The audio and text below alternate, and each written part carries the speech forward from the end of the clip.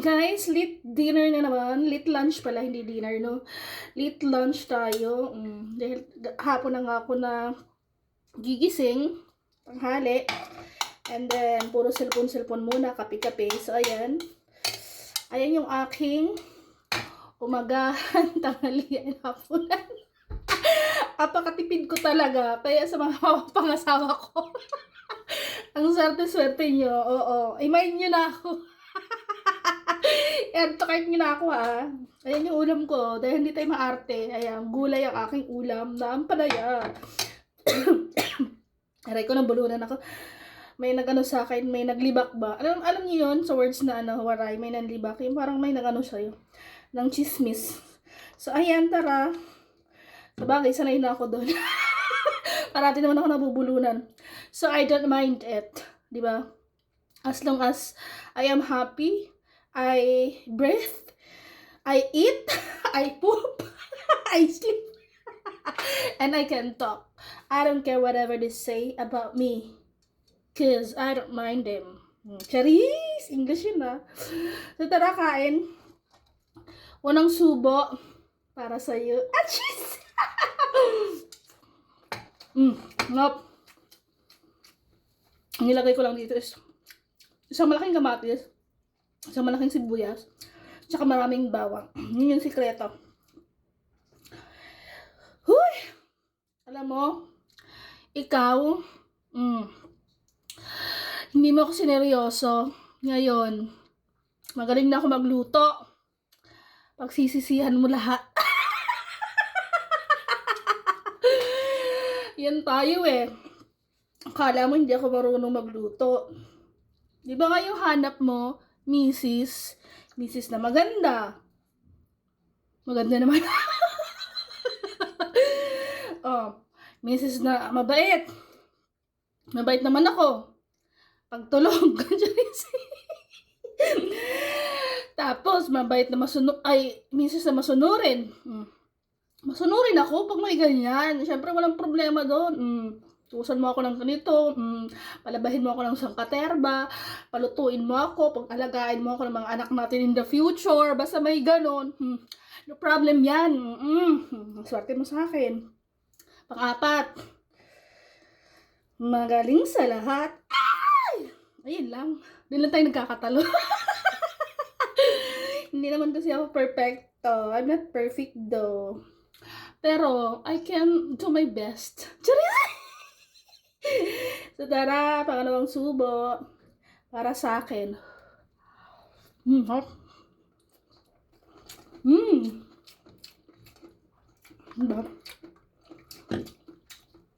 Pero walang halong bola.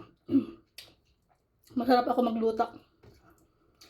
Hindi sa pagmamayabang, hindi sa pagtataas ng sarili. Pero masarap talaga ako magluto, guys. Nagmana ako sa aking mahal na ama. Nasa mga kabilang buhay na. Ito yung pinamana niya sa akin na talagang nadadala ko sa pagtanda ko. Pagluluto. Mahilig talaga ako magluto, guys. Minsan nga, nag-ano pa ako eh. Nag-experiment. Yup.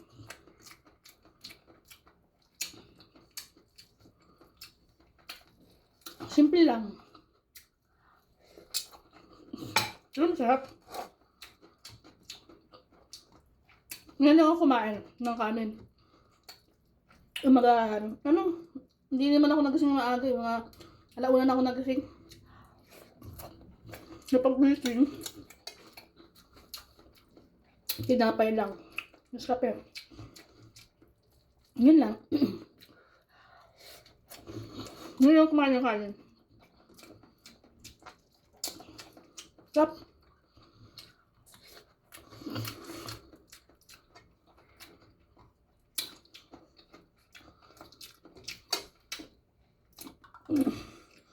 Masarap lalo na pag merong seasoning.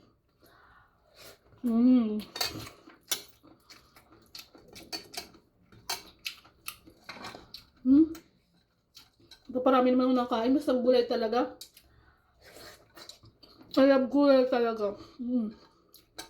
Hmm.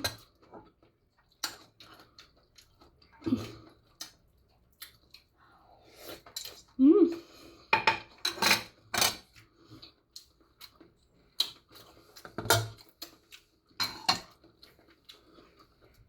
Delicioso. Isa pang kanin.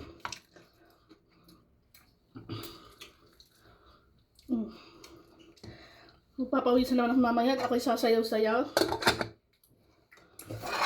So, okay lang yan. Sarap talaga pag, gulay. Depende sa gulay, sa pagluluto ng gulay. So, yun siya. Tcharan! Yummy. Sarap pag inaantay nyo sa mga lalaki dyan na single. Main muna to. Bago pa i-main ng iba. Diyan sa kakilala ko na sinayang ako. Ano to?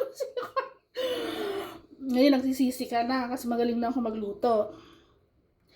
Sabi sa'yo hindi mo lang kasi ako sineryoso. Nag-aantay lang ako sa'yo. Aray mo! Hugot yan! Sarap.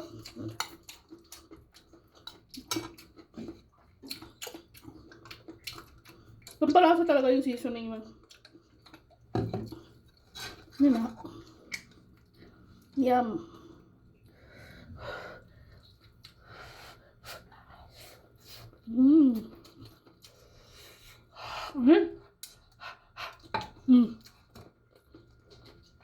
Katakawa kasi. Kahit mainit pa, sinusubo na. Mali kasi sumubo. Ay. Sumubo ng kanin. Ano naman yung iniisip mo?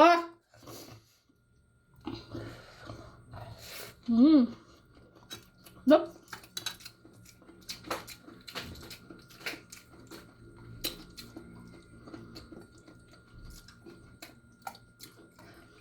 Sa mga perfect dyan, baka naman i-bash nyo ako dahil hindi ako kumain. Ganyan na talaga ako, day. Mga dong. Bahala kayo mag-bash-bash dyan.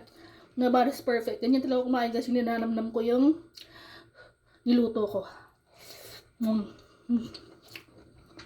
Diba? Hop.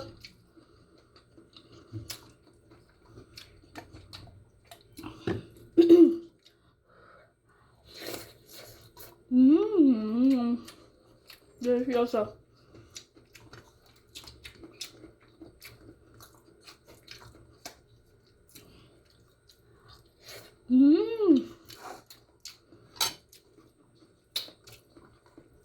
Yep.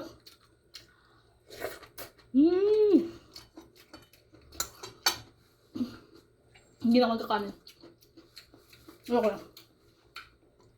Tama na to.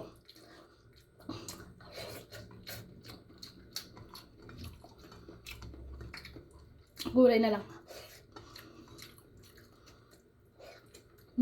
Yun.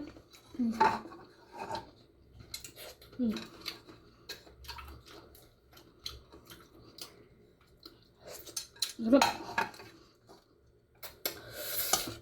Simot sa sobrang sarap. Okay, sarap naman pala yun, no? Tapos yung iba ayaw kumain kasi mapait daw.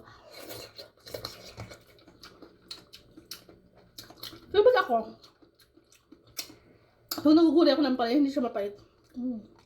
Matamis. Parang ako. Sweet. Aray mo. Hindi, joke lang. Alam nyo, marami naman kayo nakikita ang vlog. Para hindi mapait yung palaya. Huwag kasi kayong bitter sa buhay ng iba. Ay, hindi pala. Ibaba nyo pala sa asin na may tubig. Yun. Yun yung sikreto. Diba? That's all. Babawash.